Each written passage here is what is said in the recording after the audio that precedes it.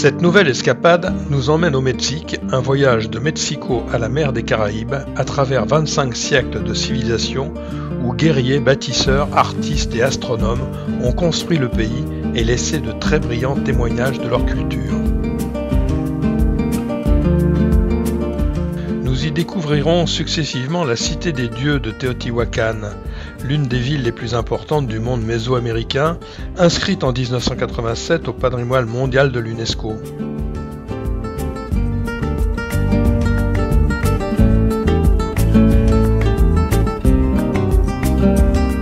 Puis nous irons à Puebla la Baroque, cette fille de l'Espagne inscrite au patrimoine mondial de l'humanité, dont le centre historique est l'une des plus belles réussites en terre mexicaine. Puis retour à Mexico pour admirer les fresques de Diego Rivera au Palais National. Notre-Dame de Guadeloupe, témoin de l'apparition de la Vierge Marie, qui, avec la cathédrale Notre-Dame de Paris, est le lieu de dévotion catholique le plus visité après le Vatican.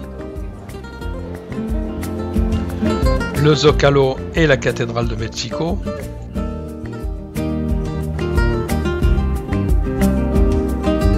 Nous irons sur les canaux de Xochimilco, situés sur l'ancien site aztèque de Tenochtitlan.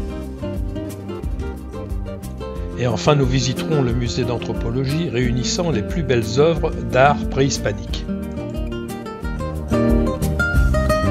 D'un coup d'aile d'avion, nous partirons à San Cristobal, après avoir navigué au milieu des crocodiles dans le canyon de Sumidero. Visite des villages mayas Tzotzil et l'impressionnante église de Saint-Jean-Chamoula. Nous continuerons vers les cascades d'Agua Azul après que notre bus ait été pris en otage par les Indiens mayas.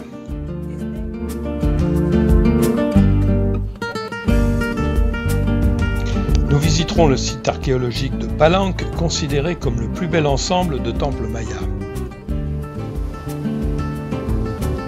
Après avoir fait trempette dans le golfe du Mexique, nous flânerons dans Campeche à l'architecture baroque et coloniale.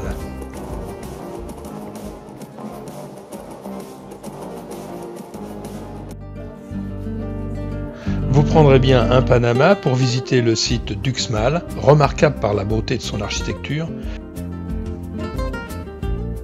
puis la ville d'Izamal, avec le couvent San Antonio qui déploie ses 75 arches. Et enfin, la cerise sur le gâteau, Chichén Itzá, une des 7 merveilles du monde, surnommée Maya la Belle.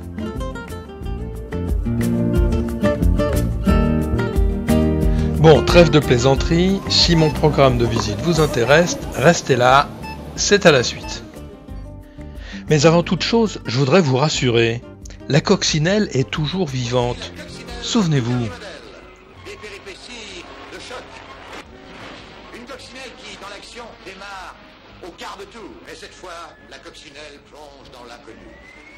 Alors je vous rassure, elle n'a pas sombré et elle a depuis de nombreux descendants sur place. Allez, en route pour notre périple mexicain.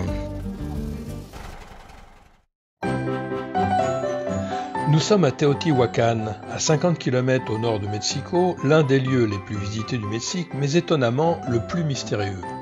La ville a sans doute commencé d'être construite 200 ans avant Jésus-Christ et habitée jusqu'à sa chute entre le 6e et 7e siècle. Sa fondation reste mystérieuse entre les Toltecs, les Totonacs et les Olmecs. Vers 450, c'était une des plus grandes villes au monde avec plus de 200 000 habitants. Des quartiers entiers sont occupés par des commerçants et artisans, et autour des temples résidait la haute société. Seuls des dieux ou des géants auraient été capables d'ériger ces colossales constructions, pensaient les Aztèques lorsqu'ils arrivèrent dans la cité. En langue nahuatl, le nom de la ville signifie d'ailleurs le lieu où sont nés les dieux. La pyramide du Soleil, construite au cours des 1er et 2e siècles, est la plus grande pyramide d'Amérique. Elle mesure 215 mètres de côté à la base et devait atteindre à l'origine environ 75 mètres de haut. Ce sont les Aztèques qui lui donnèrent le nom de pyramide du Soleil, mais on pense plutôt qu'elle était dédiée au dieu de la pluie.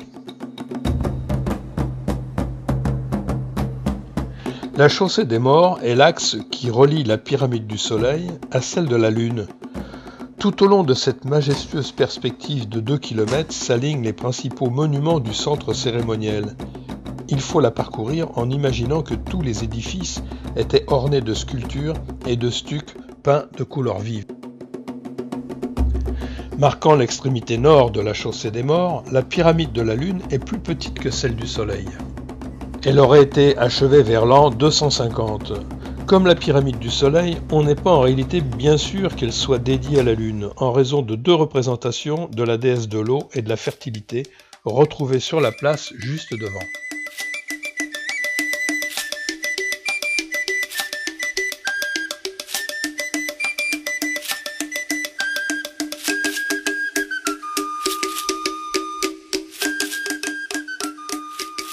Le palais du Beau Papillon, reconstruit en partie, servait de résidence au grand prêtre.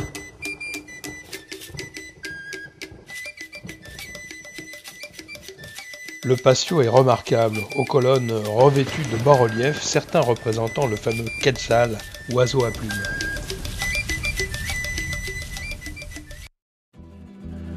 Après la culture, la collation. On ne peut pas venir au Mexique sans parler de tequila. Mais comment obtient-on la tequila ?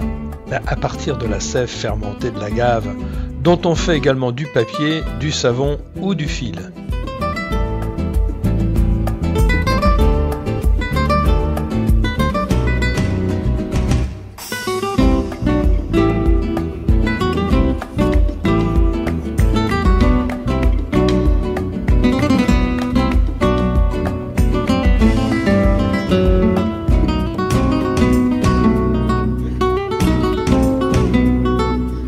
Et après l'apéritif, le repas. Oui. Ça s'appelle comment ça ? Molcajete. De molcajete.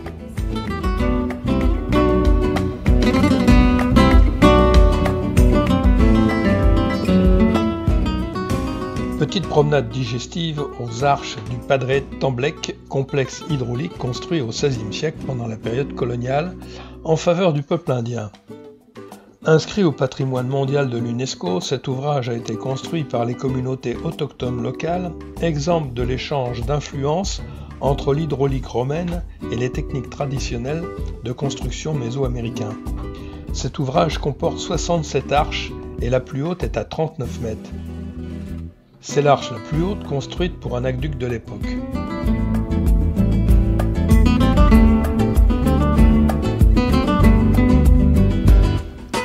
Ici, le cactus à cladote ou raquette est cultivé pour être consommé comme légume ou pour ses figues de Barbarie, mais gare au piquant.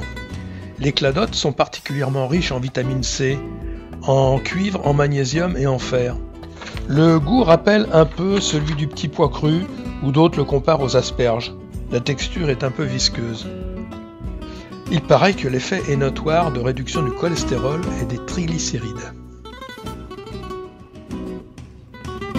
Voilà comment ça se présente une fois préparé.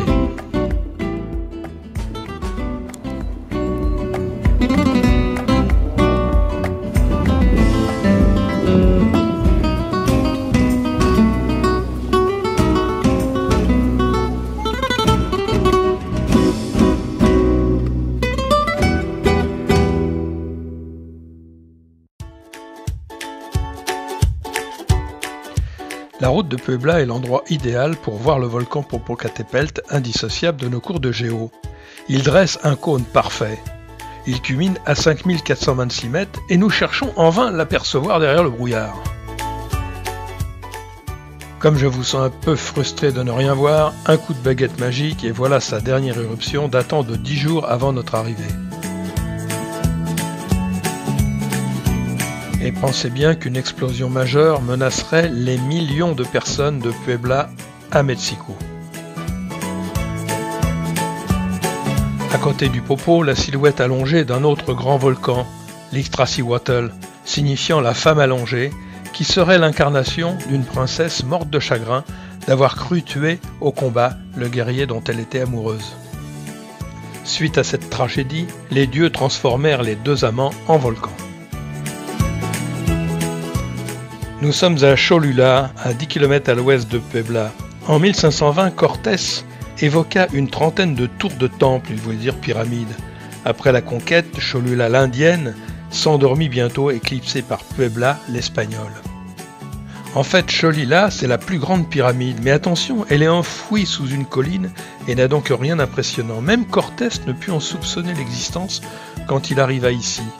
Un peu plus tard, à la fin du XVIe siècle, on érigea une église sur son sommet, celle que nous allons visiter maintenant. Sous nos pieds, la pyramide de Cholula, c'est presque 2 fois le volume de la pyramide de Khéops.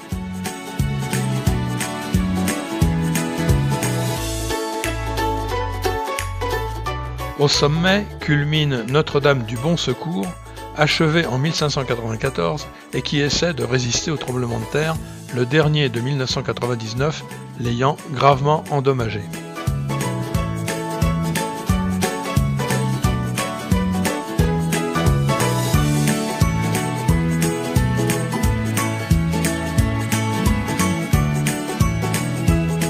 En passant, vous prendrez bien quelques sauterelles, mais il y en a aussi pour les gourmandes.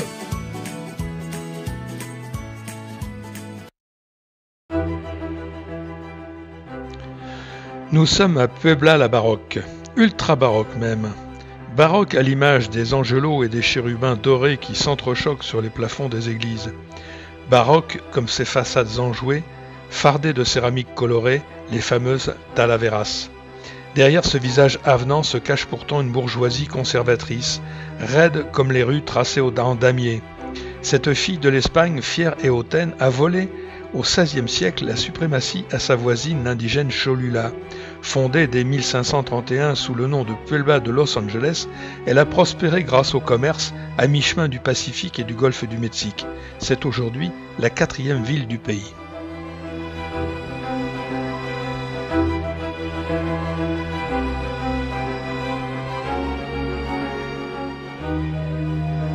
Cinq siècles ont passé et le legs espagnol est de toute beauté. Le centre historique, inscrit au patrimoine mondial de l'humanité par l'UNESCO, se parcourt à pied. Demeure du XVIIIe siècle, église baroque, à tous les coins de rue. C'est une belle ville qui s'offre à nous, une ville à la vie culturelle intense. Et une animation extraordinaire.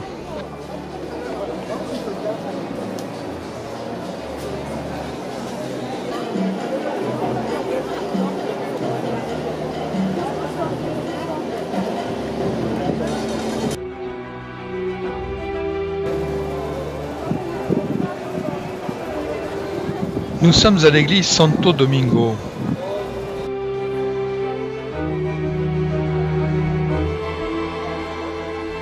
À l'origine, elle faisait partie du couvent des Dominicains dont la partie nord a été détruite. De nos jours, l'église est fameuse par la chapelle du Rosaire, laquelle renferme une représentation de sa sainte patronne, entourée d'un cortège d'anges, de saints et de martyrs. Ces éléments font de ce lieu de culte l'un des plus grands exemples du baroque mexicain.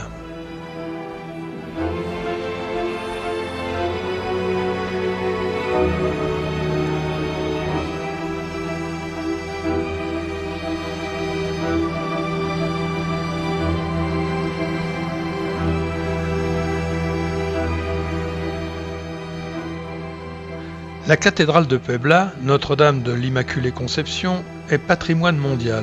Construite en pierre grise à partir de 1575, elle est consacrée 74 ans plus tard. Elle arbore différents styles, façade Renaissance, intérieur néoclassique. Les tours culminent à 74 mètres, datant l'une de 1678 et l'autre 1768. Ce sont les plus hautes du pays.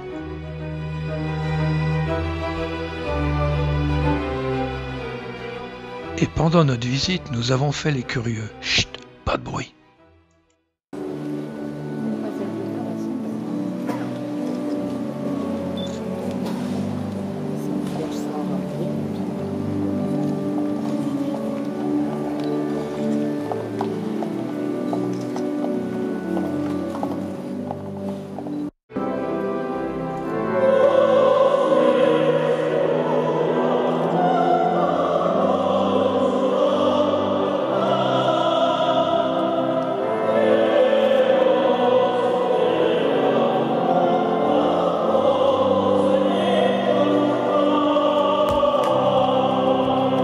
Non, non, la Rolls qui attend n'est pas pour nous.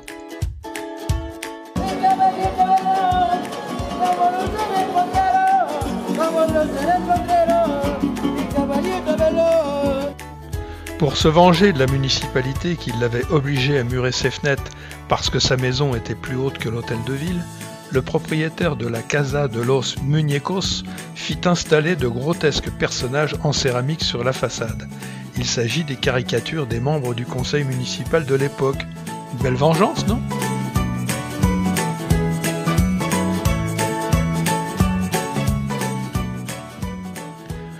Le centre historique de Puebla est l'une des plus belles réussites de l'urbanisme espagnol en terre mexicaine. La légende veut que ce soit l'œuvre des anges qui dessinèrent dans le ciel une immense croix pour indiquer le plan de la ville, d'où son ancien nom de Puebla de Los Angeles et son surnom moderne Angelopolis. Au centre du Zocalo, la belle fontaine de l'archange Saint-Michel, le patron de la ville, érigée en 1777. Et une joie de vivre qui réchauffe le cœur.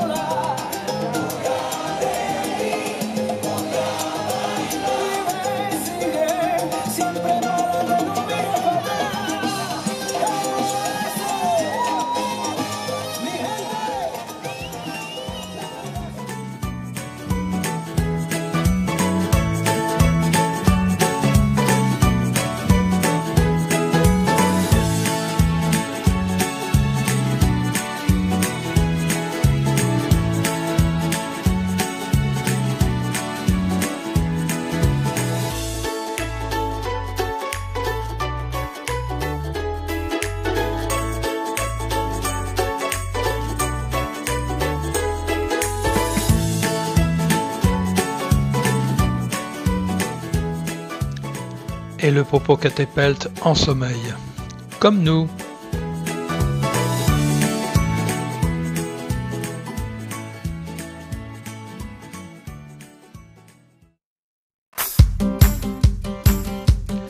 Mexico, capitale incontournable à la compréhension du pays, par sa démesure d'abord au top 5 des villes les plus peuplées du monde. D'ailleurs, la légende aztèque prévoyait, il y a 500 ans, que Tenochtitlan deviendrait la plus grande ville du monde. Bon, on passera sous silence la pollution, les embouteillages et j'en passe. Imaginez la stupeur des Espagnols lorsqu'ils découvrent en 1519 la capitale de l'Empire aztèque construite au milieu d'un lac bordé de majestueux volcans, lac que Cortés fera combler et ville qui sera rasée, décision monstrueuse. Mais commençons notre visite par le palais présidentiel construit en 1523. Tout l'intérêt de ce palais, ce sont les fresques extraordinaires de Diego Rivera représentant toute l'histoire du Mexique.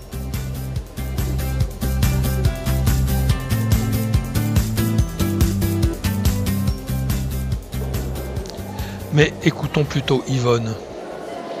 Sur lequel Diego Rivera essayait de nous montrer les différentes façons de vie et les différentes façons d'organisation sociale et politique.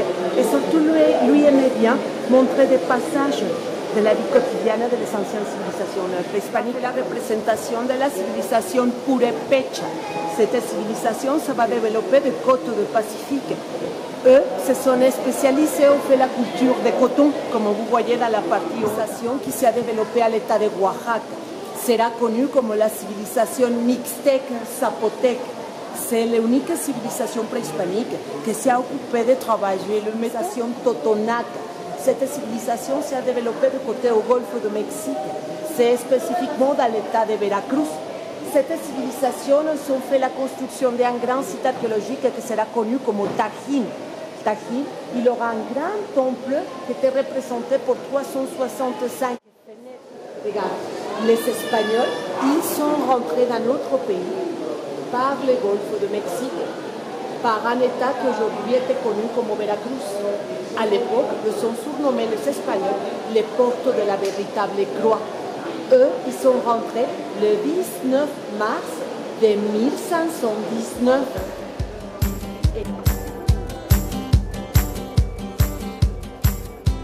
Il ne reste quasi rien de la pyramide du Templo Mayor qui représentait pour les Aztèques la convergence des éléments ciel, terre et inframonde ainsi que l'axe des points cardinaux. Cette pyramide a été recouverte 7 fois avant d'être complètement détruite. La cathédrale domine la place centrale, le Zocalo. Non, ce n'est pas le vidéaste qui penche, c'est bien la cathédrale à cause de l'instabilité du sol. Souvenez-vous, Cortés a fait combler le lac. Construite à partir de 1571, elle est achevée en 1813. Bon, on dira que l'intérieur n'est pas fascinant.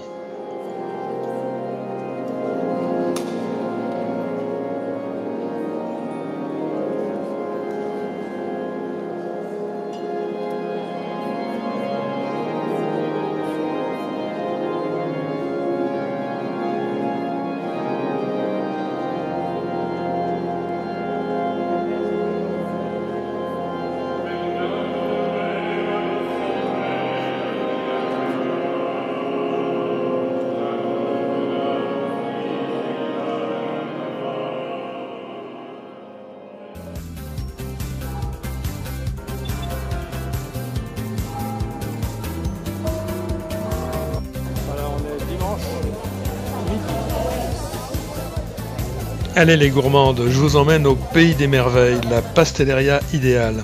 Surprenante vitrine de pièces montées géantes, recouvertes de crème en veux-tu en voilà, pour mariage, anniversaire ou communion. Les plus hautes pièces montées exposées font bien 2,50 m, immense choix de viennoiseries et de petits gâteaux.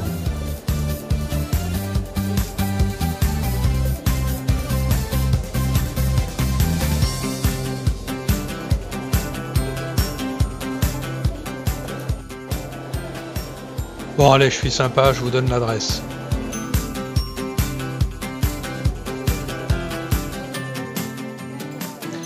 Voilà la plus haute tour du monde. Et oui, Mexico est à 2200 mètres. Le Palais des Beaux-Arts.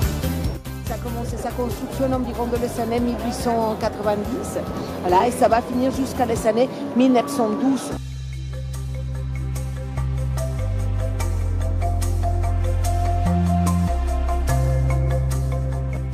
De maïs bleu. Le musée d'anthropologie est une pure merveille.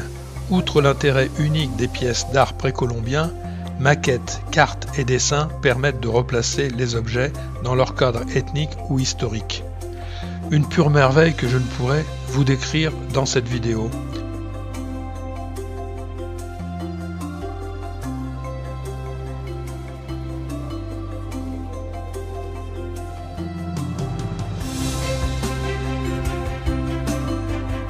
On s'arrêtera juste sur la pierre du soleil, connue sous le nom de calendrier aztèque pesant 24 tonnes et trouvée sous le Templo Mayor.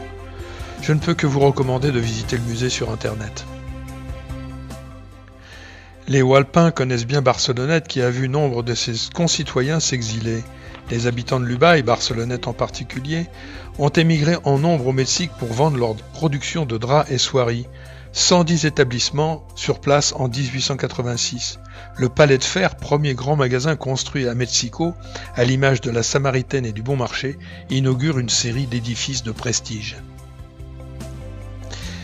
Et ce soir, nous dînerons et coucherons chez l'habitant, avec un grand merci particulier à Sandra qui nous a accueillis chez elle.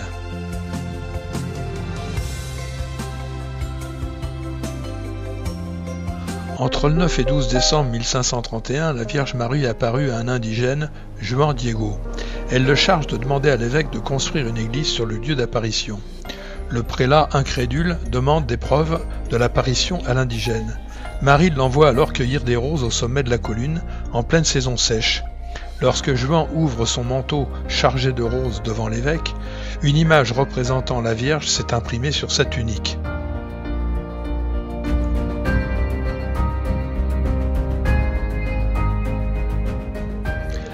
L'église originale, l'insigne, celle qui se prend pour la tour de Pise, date de l'époque coloniale. Elle s'enfonce tout doucement. Oui, ça penche.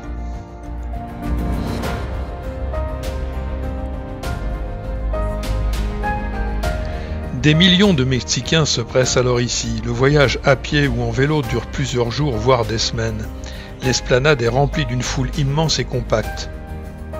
Certains pèlerins s'y dirigent à genoux depuis la grande avenue qui mène à la basilique. Les choses sérieuses se déroulent dans le National Basilica, juste à côté, une basilique New Look style Palais des Congrès. C'est là, sous l'autel, que l'on peut voir la tunique sacrée, l'image de la Vierge de la Guadeloupe, qui date de 1531. Cette tunique reste un mystère pour les scientifiques. Le vêtement tissé en fibre d'agave ne s'est jamais dégradé et l'on ne connaît pas l'origine des pigments utilisés. Il fait l'objet de toutes les dévotions et c'est le but des nombreux pèlerinages dans tout le pays.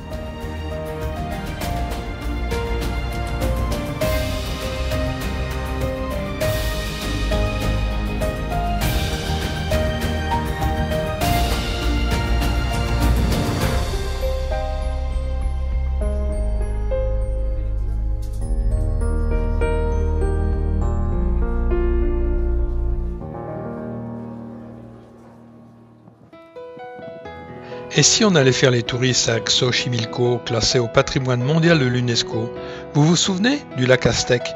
C'est ce qu'il en reste. Là, la campagne dans la ville, avec ses canaux, ses bateaux. Alors d'après vous, va-t-on se faire accoster par des mariachis?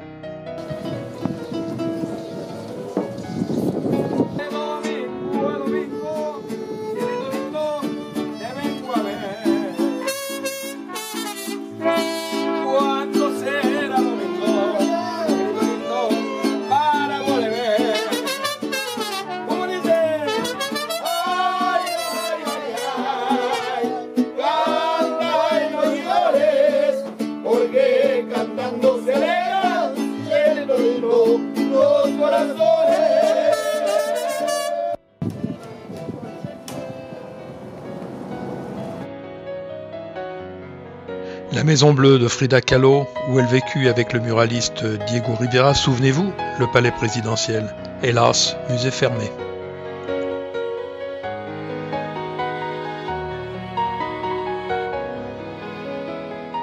Et pour clore cette visite de Mexico, l'animation extraordinaire sur le Zocalo en cette veille de Noël.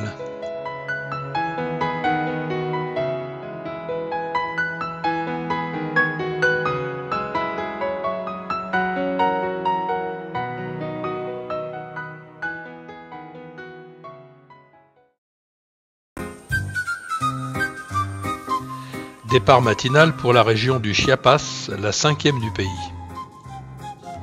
Ce décollage va nous permettre d'apprécier l'étendue de la ville de Mexico.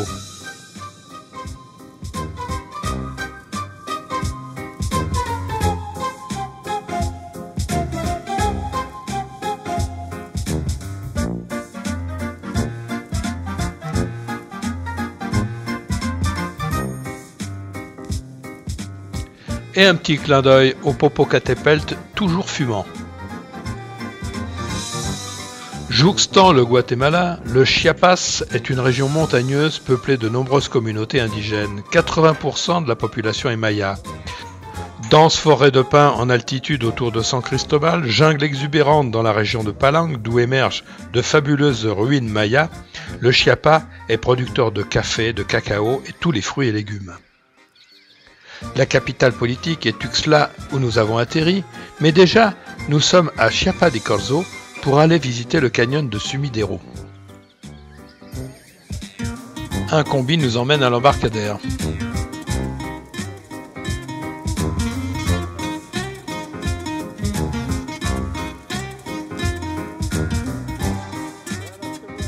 Alors le pilote est en place, les passagers sont harnachés, allons-y.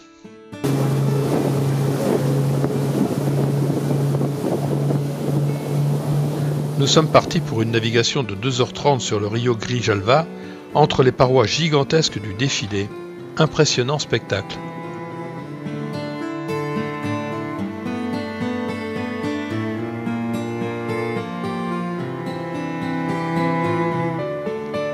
Mais des fois le bateau tombe en panne, alors on change de bord.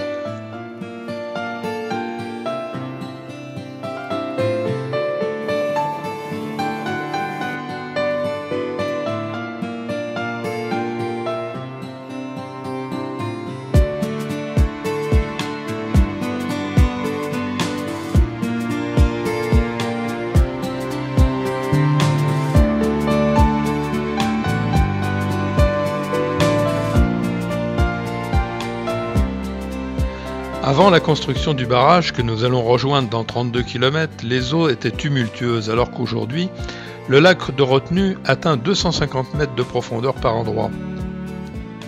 Au fil de l'eau, on va observer des crocodiles, des oiseaux pêcheurs tels que hérons, martins pêcheurs, pélicans.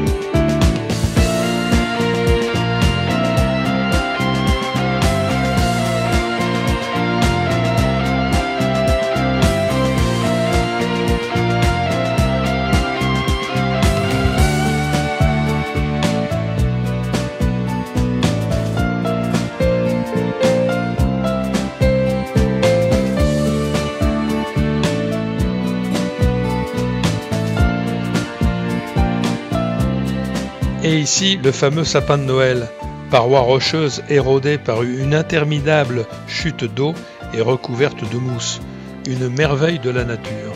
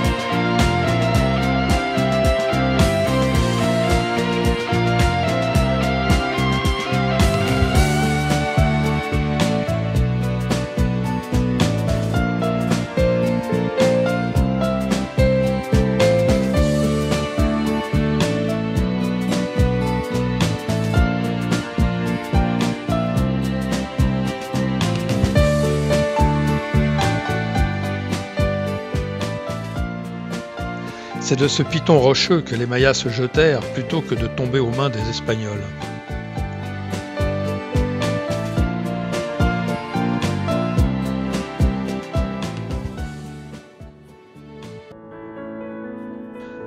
Nous arrivons à San Cristobal de las Casas, la plus vieille cité espagnole de l'état du Chiapas, fondée en 1528, qui a été rebaptisée pour rendre hommage à l'évêque missionnaire Bartolomé de las Casas, défenseur des Amérindiens.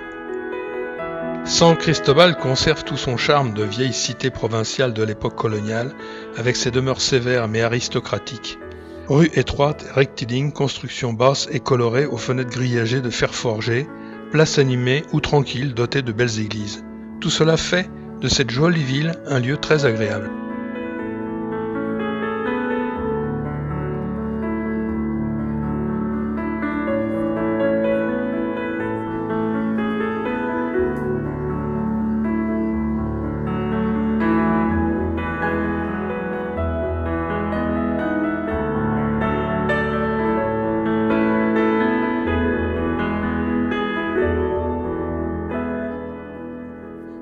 La cathédrale a été édifiée en 1528 et consacrée cathédrale 11 ans plus tard.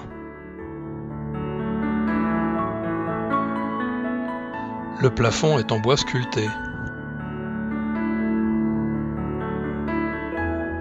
Très beau rétable en bois doré de style baroque.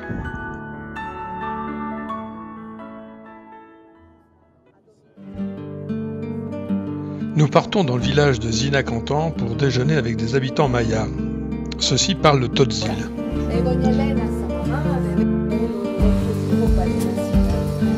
Le village est réputé pour la qualité et la diversité de ses tissus chatoyants et colorés.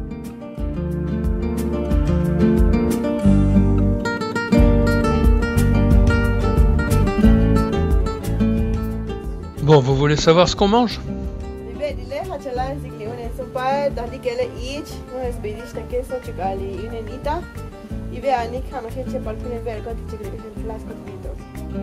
Alors, bon appétit!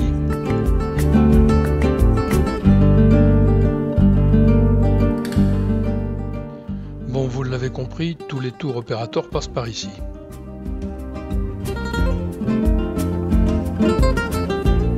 Les Mayas portent ici leur costume traditionnel.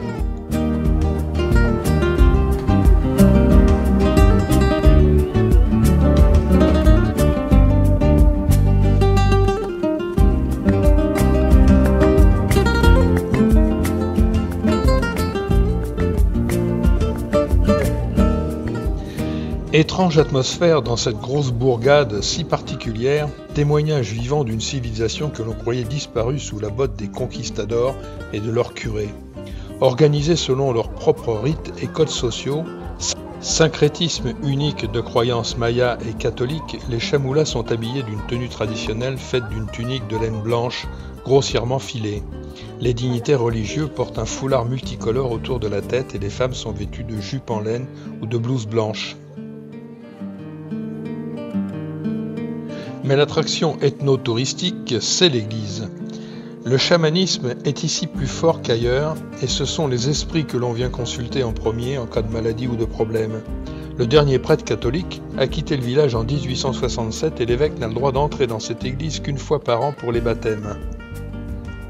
À l'intérieur de l'église, pas de banc, des aiguilles de pin jonchent le sol. Toutes les statues des saints sont alignées le long des murs.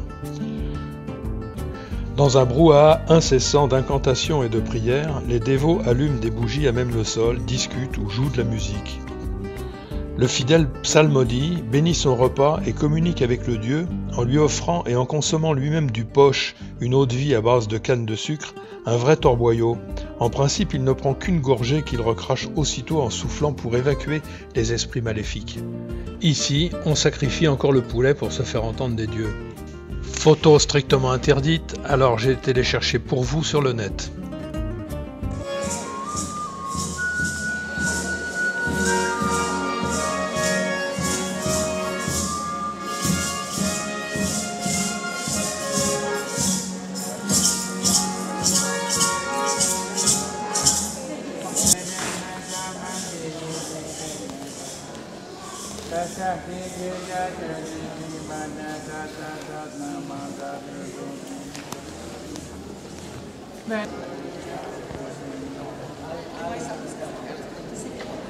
Se llama Kuncia. Kuncia es la flor del pino.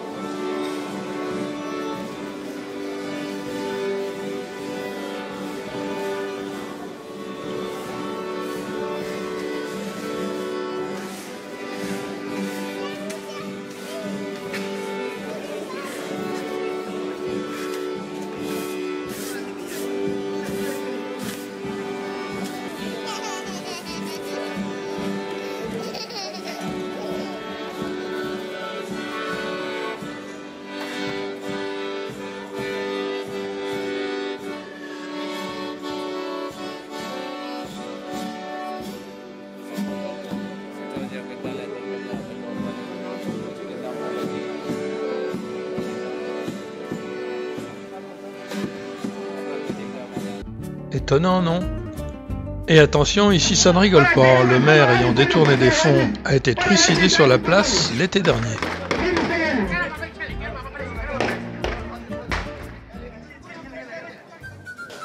Retour à San Cristobal pour une dernière soirée.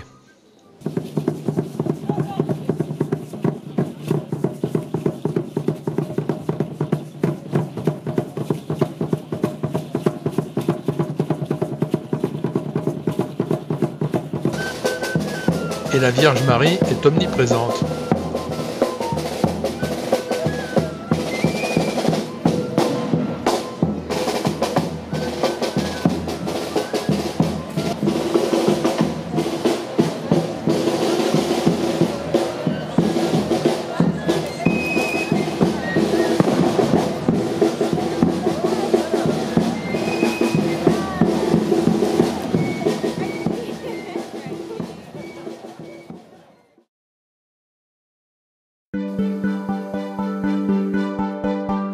Départ matinal vers Palenque, Par une route de montagne, nous retrouvons la végétation tropicale. Oh, nous n'irons pas bien loin. 1 heure après notre départ, les militaires stoppent notre véhicule. Les Indiens mayas bloquent la route, empêchant tout passage. Nous avançons un peu. Les esprits et les hommes sont surchauffés. Ils veulent qu'un membre du gouvernement vienne sur place pour négocier avec eux une amélioration de leur desserte routière et surtout de l'eau potable au robinet. Finalement, Yvonne, notre guide, réussit à négocier un passage, mais à pied. Notre véhicule restera en otage. Elle affrète alors une camionnette de l'autre côté du barrage. Allez, c'est parti pour 50 km ainsi.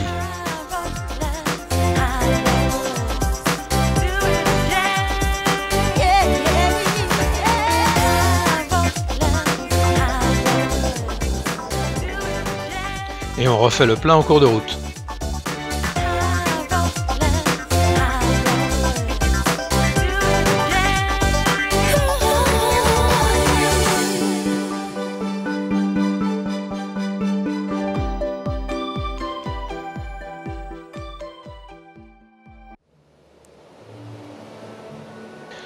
Nous arrivons aux cascades d'Agua Azul. Magnifique suite de cascades qui se déversent dans des vasques successives. C'est une aire protégée, reconnue à l'échelon international. Les eaux sont en général d'un bleu turquoise dû au lit calcaire de la rivière Yaxha. Vous aurez donc compris pourquoi les chutes s'appellent Agua Azul.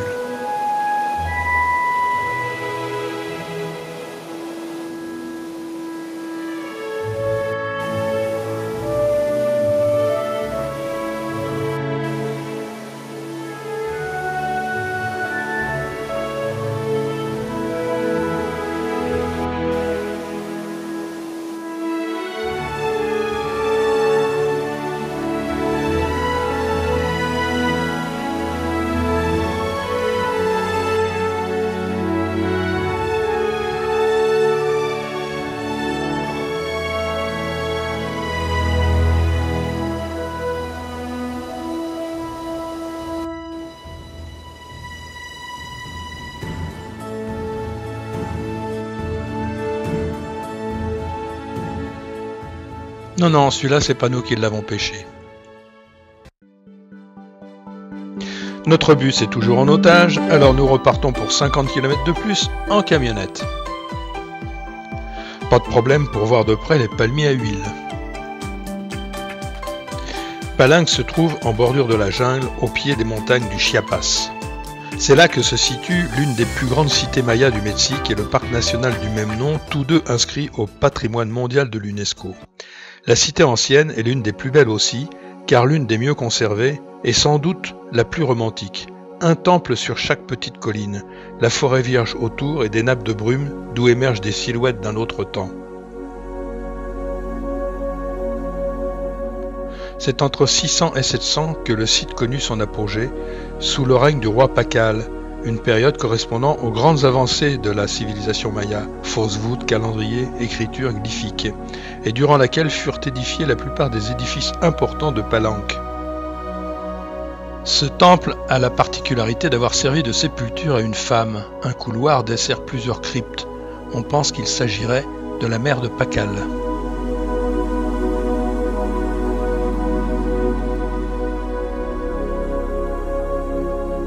Le temple des inscriptions domine la grande place. Les 5 portes supérieures s'ouvrent sur des pièces arrière contenant 3 tablettes couvertes d'inscriptions, un des plus longs textes connus du monde maya qui fournit des éclairages considérables sur leur civilisation.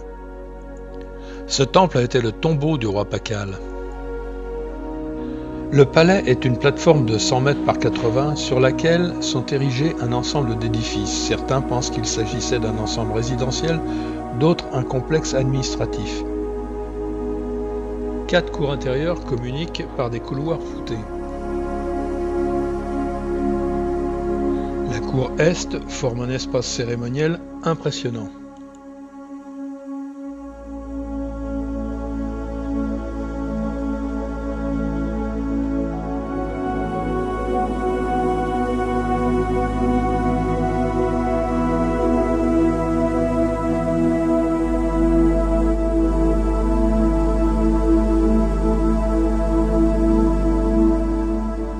Le trait distinctif du palais est la tour à 4 étages qui domine l'ensemble, probablement utilisé comme observatoire.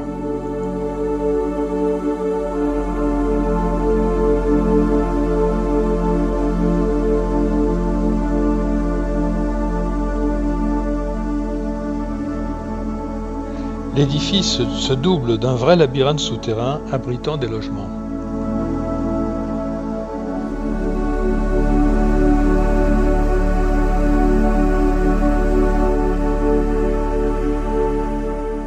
Alors voilà le palais actuel et voilà tel que l'ont imaginé les archéologues.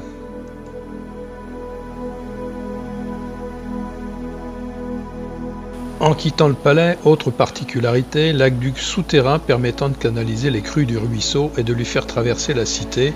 Sur 125 mètres, l'eau circule à ciel ouvert. Le temple de la Croix est la plus haute structure de la place. Il doit son nom à un bas-relief en forme de croix retrouvé à l'intérieur, représentation symbolique de l'arbre de vie.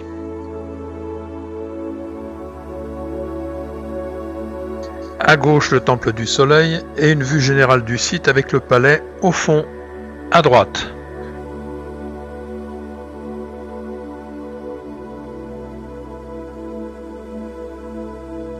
Et enfin la place du jeu de pelote dont j'aurai l'occasion de vous reparler.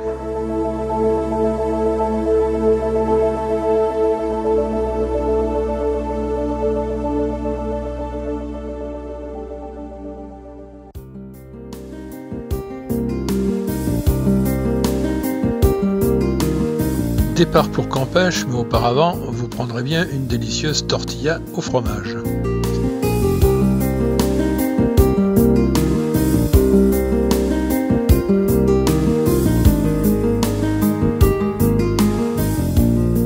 Nous arrivons au golfe du Mexique. C'est tentant d'aller piquer une tête dans une eau à 25 degrés. Allez, on vous emmène.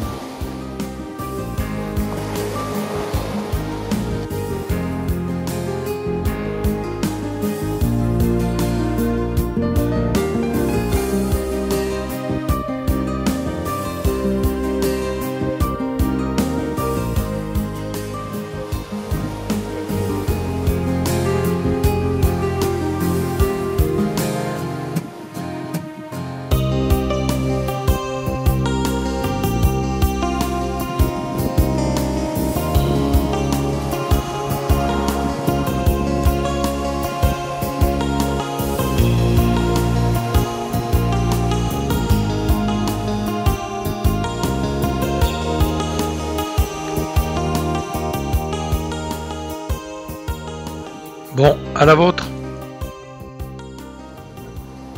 C'est le tequila, jus de mangue, jus d'ananas, jus d'orange et un peu de grenadine. Ça s'appelait Coca. Inscrite au patrimoine mondial de l'UNESCO, Campeche fut découverte dès 1517 lors de la première expédition espagnole le long des côtes. C'est la seule ville fortifiée du Mexique, même s'il ne reste aujourd'hui que quelques fragments de la muraille qui l'entourait. À la fin des années 1990, la ville prit conscience de la valeur de son patrimoine et entreprit de sauvegarder ce qui restait de son histoire.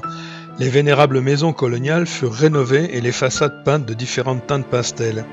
Avec ses rues en damier, ses pavés, ses balcons en fer forgé et ses corniches de stuc sculptés, Campeche a ainsi revêtu ses beaux autours qui ont les défauts et leurs qualités.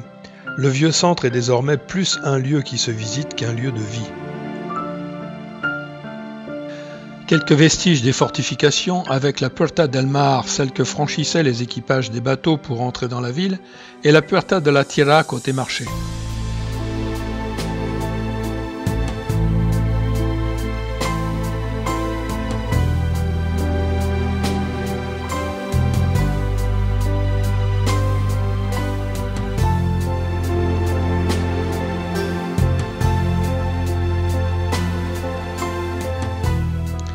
Comme dans toutes les villes mexicaines, le Zócalo est le cœur de la vieille ville. Au centre, une rotonde abrite un agréable café. Le Zócalo est dominé par la cathédrale Santa Isabel au pur style baroque et ceinturé par des maisons basses avec galeries commerçantes.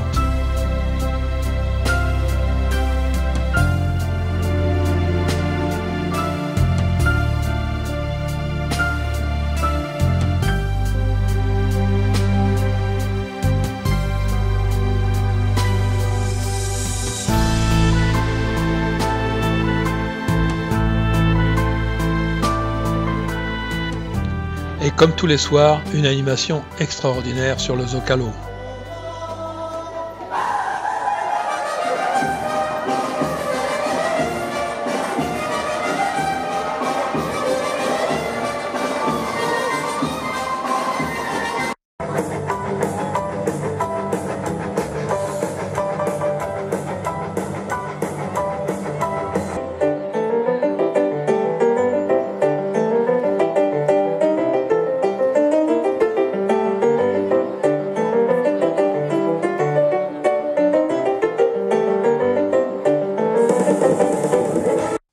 Et une projection lumineuse sur façade digne de la Fête des Lumières à Lyon.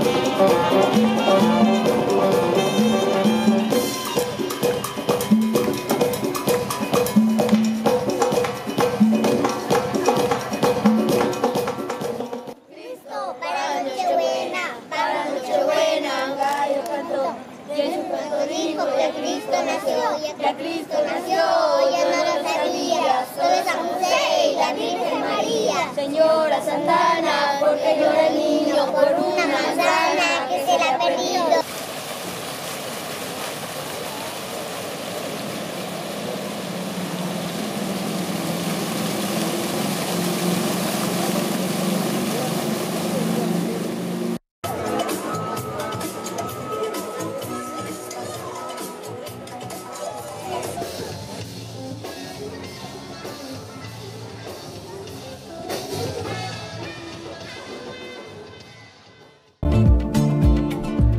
Nous sommes le 11 décembre et les processions pour Notre-Dame de Guadeloupe sont omniprésentes sur les routes.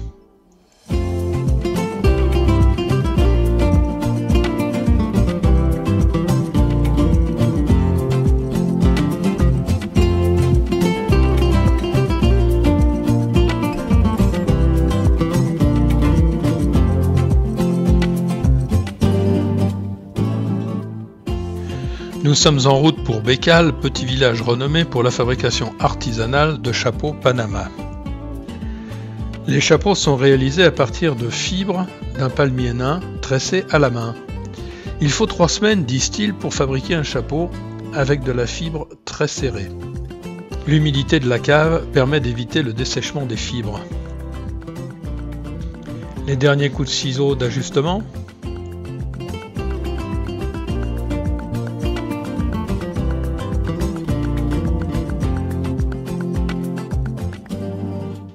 Et le passage à la presse.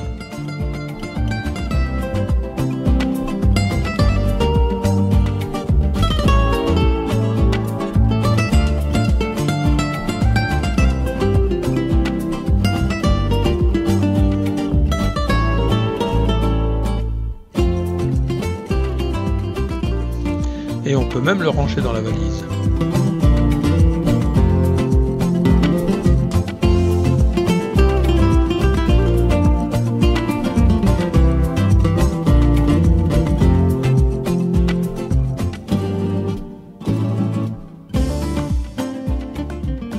Le site d'Uxmal est remarquable par ses monuments et la beauté de son architecture caractéristique du style Puc.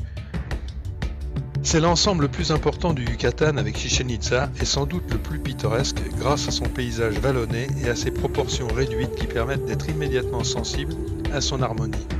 Plus qu'un centre cérémonial, Uxmal était la capitale politique, militaire et religieuse de la région Puc et comptait plus de 25 000 habitants à son apogée.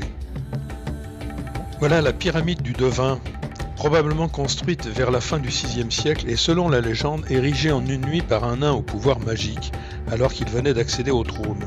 Avec ses 35 mètres de haut, elle est plus haute que celle de Chichén Itzá Sa forme elliptique est unique au Mexique. Plus qu'un centre cérémonial, Uxmal était la capitale politique, militaire et religieuse de la région Puc et comptait plus de 25 000 habitants à son apogée. Alors au petit jeu des reconstitutions, voilà ce que nous proposent les archéologues. Nous entrons dans le quadrilatère des nonnes, baptisé ainsi par les conquistadors à cause de sa ressemblance avec un cloître. C'était plutôt réservé à des fonctions administratives.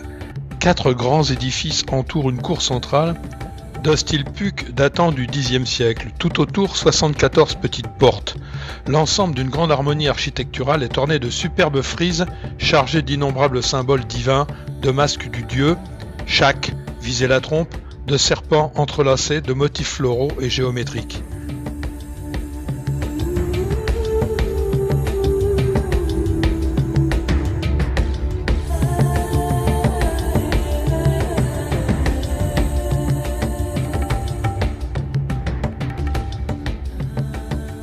L'habituel jeu de pelote,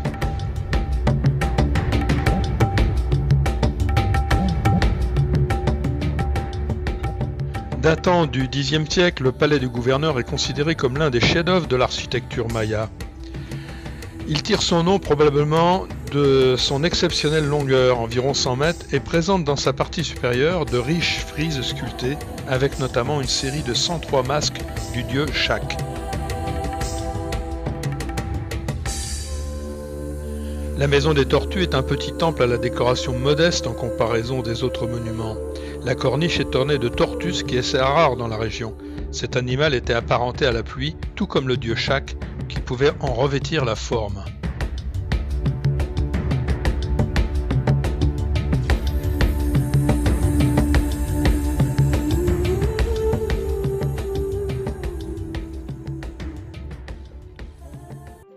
Vous avez faim? Alors voilà le pokchik.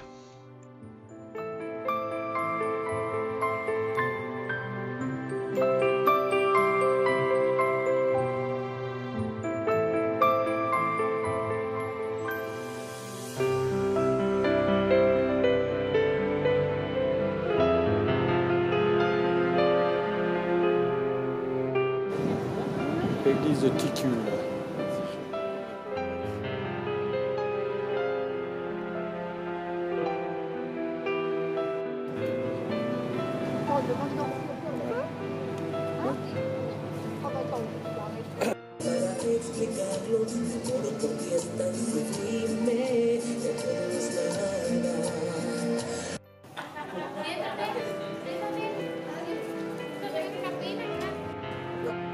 Et ce soir, on couche dans un ranch au bout du monde.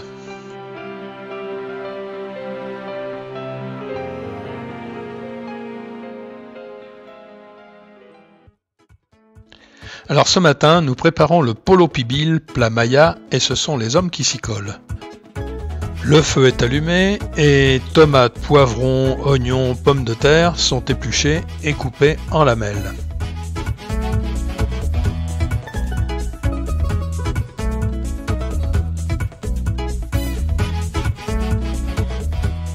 Des feuilles de bananier tapissent le fond du récipient et des cuisses de poulet y sont déposées.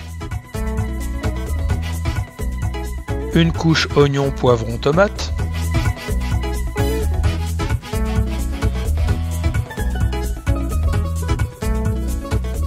Une deuxième couche de poulet qui est macérée dans une sauce pibil. C'est quoi une sauce pibil? La sauce pibil, c'est les graines d'un pollen d'une fleur qu'on a dilué. Une deuxième couche, oignon, poivron, tomate.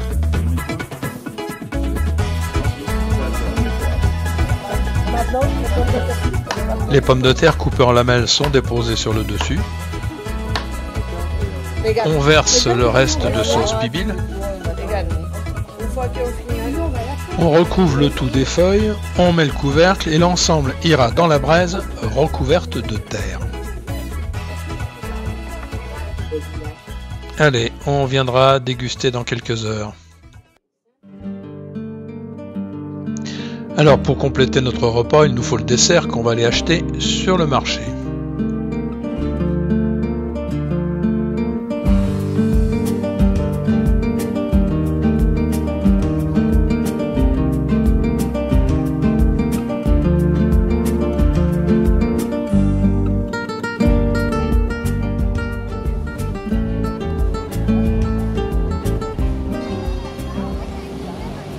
Et toujours cette même ferveur pour la fête de Notre-Dame de Guadeloupe.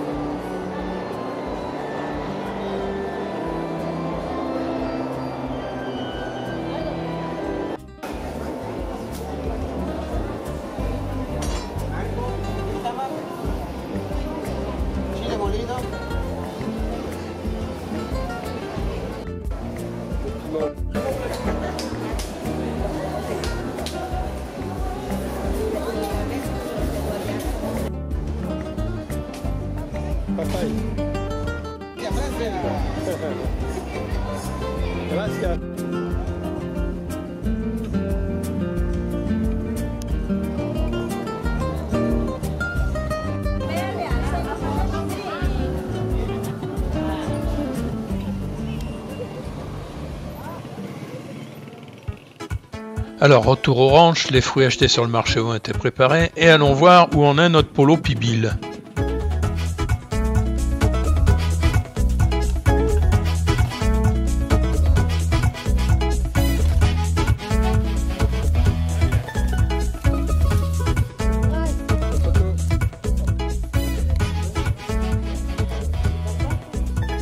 Et alors, ça vous fait pas envie? Ah, c'est moelleux, ah oui.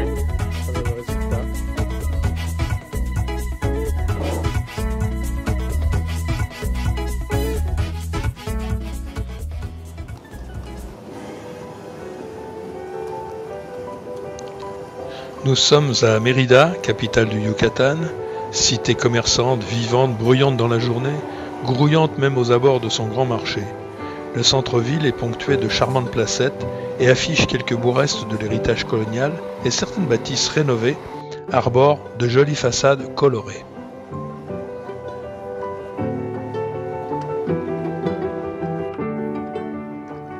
Dans l'escalier du palais du gouverneur, une grande fresque représente les croyances mayas avec le jaguar, symbolisant le côté sombre et la part animale de l'homme, et en face, la lumière pour sa sagesse. De gigantesques murales sont exposées dans le couloir et dans le salon du premier étage, présentant les faits marquants de l'invasion du Yucatan par les conquistadors, l'esclavage des Mayas et la destruction de leur culture.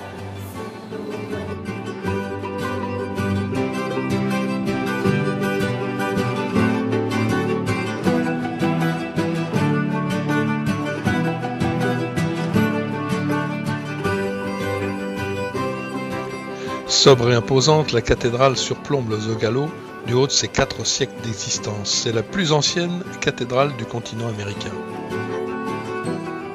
Elle aurait été construite avec les pierres d'anciens temples mayas qui se trouvaient à cet emplacement.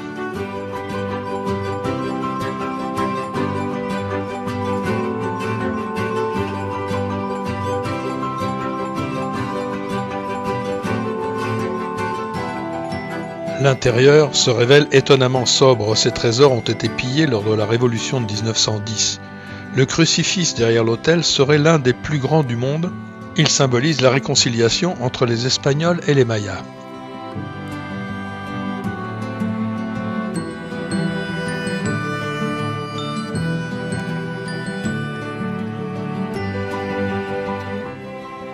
La Casa de Montejo, vieille maison espagnole bâtie au XVIe siècle, sans doute la plus ancienne de la ville. C'est la façade qui retient l'attention, décorée au portique dans le plus pur style plâtresque, style de la Renaissance espagnole, aux ornements baroques.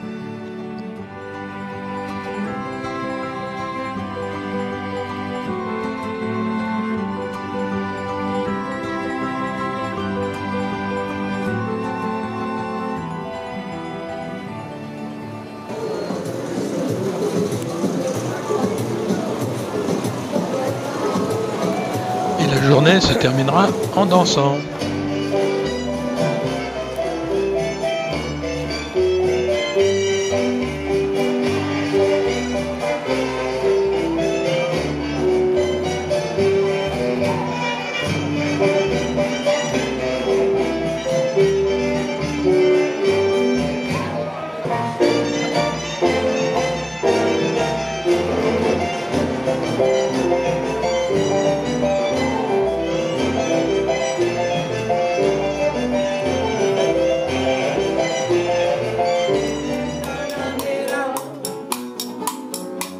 Guajira Guantanamera,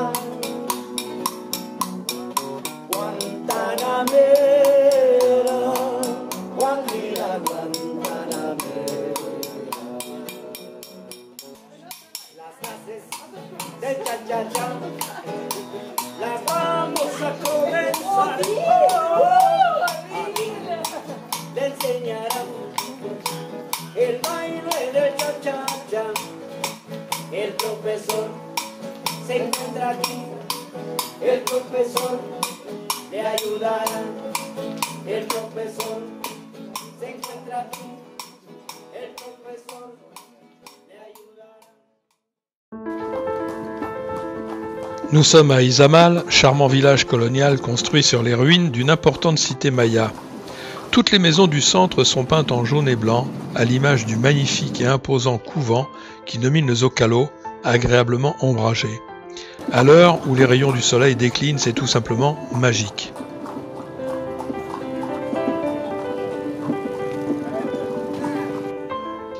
Le couvent de Saint-Antoine de Padoue a été construit par les franciscains entre 1553 et 1562 sur l'emplacement d'un temple maya. L'atrium est gigantesque, 7800 m² bordé de 75 arcades. À part au Vatican, on n'en connaît pas de plus vaste dans le monde et c'est d'une beauté à couper le souffle.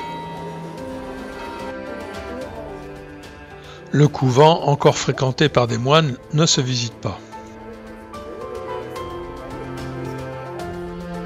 Et nous sommes précisément le 12 décembre, date consacrée à Notre-Dame de Guadeloupe. C'est un des lieux d'aboutissement des différents pèlerinages.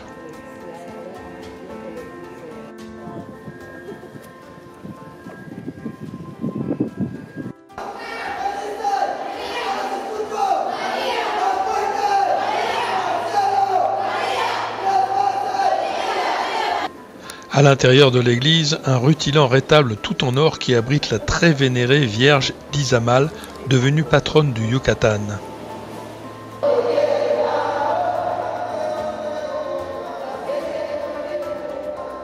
Le Yucatan est bien connu pour ses cénotes, signifiant en maya puits sacré. Ce sont des gouffres d'effondrement en milieu karstique, remplis d'une couche superficielle d'eau douce et parfois d'eau de mer s'ils communiquent avec l'océan par des failles. Au Yucatan, un anneau de cénotes se trouve disposé de manière concentrique autour du cratère laissé par l'impact d'une météorite de 10 km de diamètre qui aurait causé l'extinction des dinosaures il y a 65 millions d'années. Les cénotes de Yucatan auraient été créées lors de cet impact.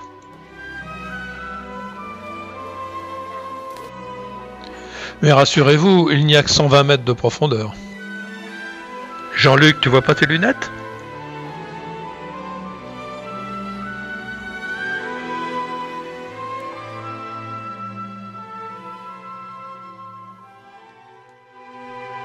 Nous sommes à Chichén Itzá et la construction d'une cité maya à cet endroit est due à la présence de 2 cénotes. C'est le site le plus touristique du Yucatan. Ces ruines sont spectaculaires et s'étendent sur 300 hectares, comptant de nombreux édifices bien restaurés. À son apogée, entre 750 et l'an 1200 de notre ère, la cité rayonnait sur l'ensemble de la zone maya. Classé au patrimoine mondial de l'UNESCO, le site est considéré depuis 2007 comme l'une des 7 nouvelles merveilles du monde moderne. Voilà l'observatoire, nommé ainsi par les Espagnols à cause de son escalier intérieur en colimaçon. Il présente l'étonnante particularité d'avoir été bâti en fonction de l'apparition de certaines étoiles à des périodes précises de l'année. Les entrées de la tour sont parfaitement alignées avec les rayons du soleil à certaines périodes de l'année. Au sommet, 3 fenêtres permettant chacune d'observer Vénus, l'étoile polaire et les solstices. Voilà l'observatoire tel que l'imaginent les archéologues. L'église est un bâtiment de petite dimension avec une frise ondulante. Il s'agit d'un serpent dont les pointes sur le corps rappellent les écailles.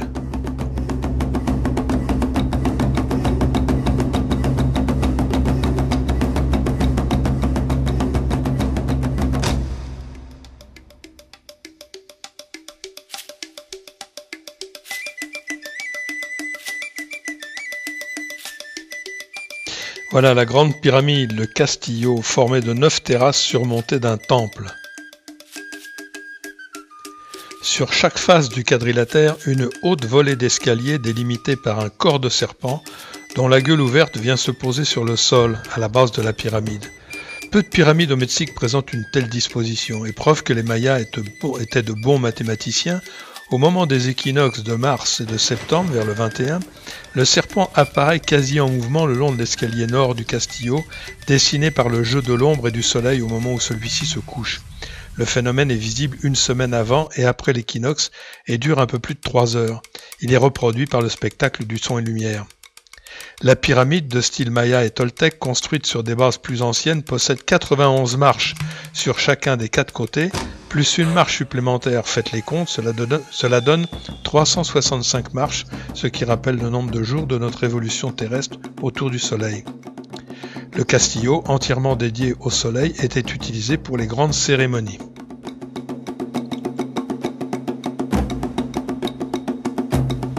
Alors voilà le jeu de pelote le plus grand du continent mésoaméricain et particulièrement bien conservé. Ce jeu revêtait un caractère rituel et sacré qui se ponctuait par un sacrifice humain. Les nobles, prêtres et invités d'honneur y assistaient, perchés tout en haut ou à chaque extrémité du terrain. Le jeu de pelote opposait 7 joueurs. On utilisait genoux, pieds droits, hanches et même une batte pour faire toucher l'anneau adverse par la balle de bois, ou mieux, la faire passer à l'intérieur, un exploit.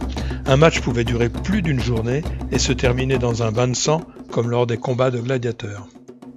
Acoustique étonnante, l'écho se répète 7 fois.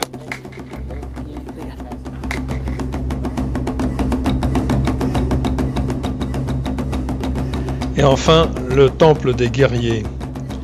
Les colonnes inaccessibles sont toutes ornées d'un guerrier emplumé muni de sa lance. Au pied, le visage de Quetzalcoatl dans une bouche de serpent comme à son habitude. Sur les 8 colonnes du centre, face à l'escalier, les personnages ont les mains nouées. Ce sont en fait des prisonniers, guerriers ennemis qui vont être sacrifiés sur le chacmol au sommet du temple. Mais là, notre ami Coluche nous a précédés, souvenez-vous.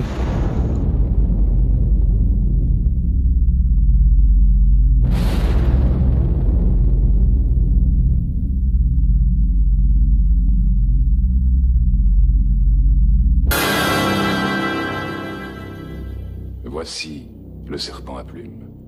Dieu maya de la guérison et du savoir, il étendit son pouvoir de Chichen Itza sur le Mexique tout entier. Mais seul Dieu opposé au sacrifice humain, le serpent à plumes perdit le combat que se livrait déjà, pacifiste et adepte de la violence.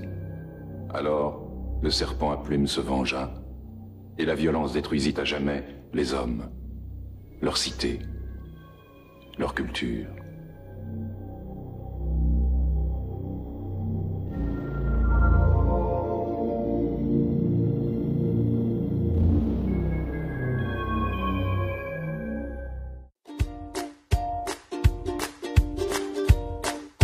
Et ce soir, nous ferons notre pain à l'hacienda.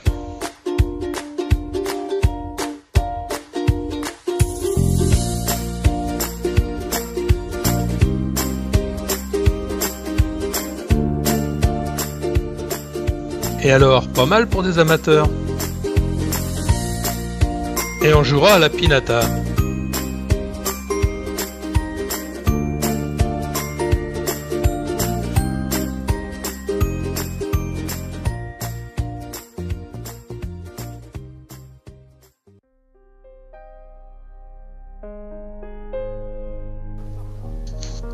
Nous voici à Tulum, petite cité fortifiée maya du Xe siècle bâtie face à la mer des Caraïbes. Des cérémonies religieuses mayas y auraient perduré jusqu'en 1960. Autour du château, plusieurs édifices abritent des fresques et des bas-reliefs en stuc.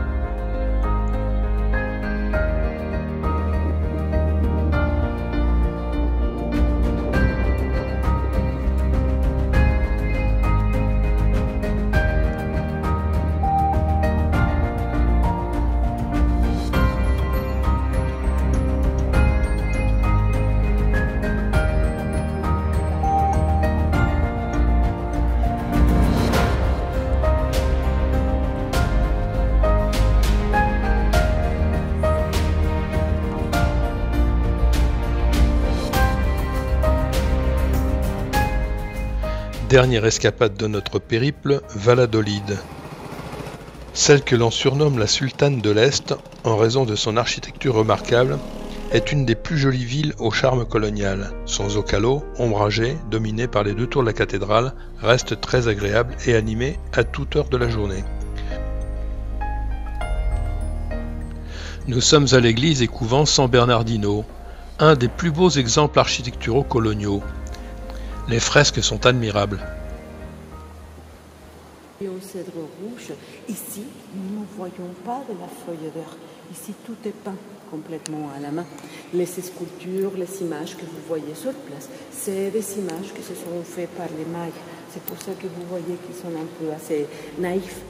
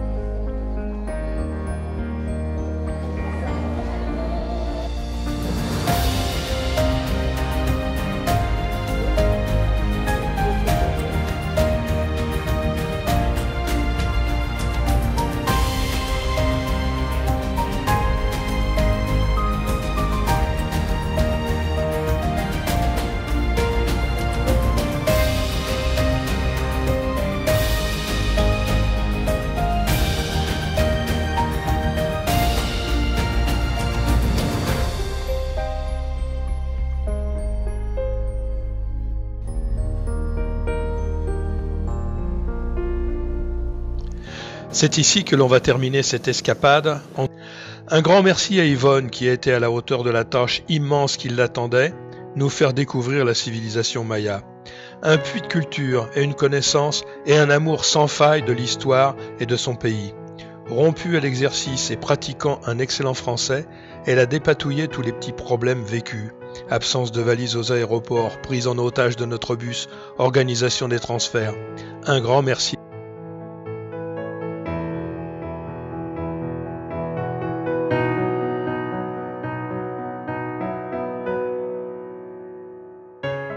Et un grand merci à nos différents chauffeurs pour leur sourire et la maîtrise de leur conduite. Et un grand merci à nos compagnons de voyage. Ponctualité, discrétion, entraide, sourire et humour ont été omniprésents pendant ces 15 jours ensemble.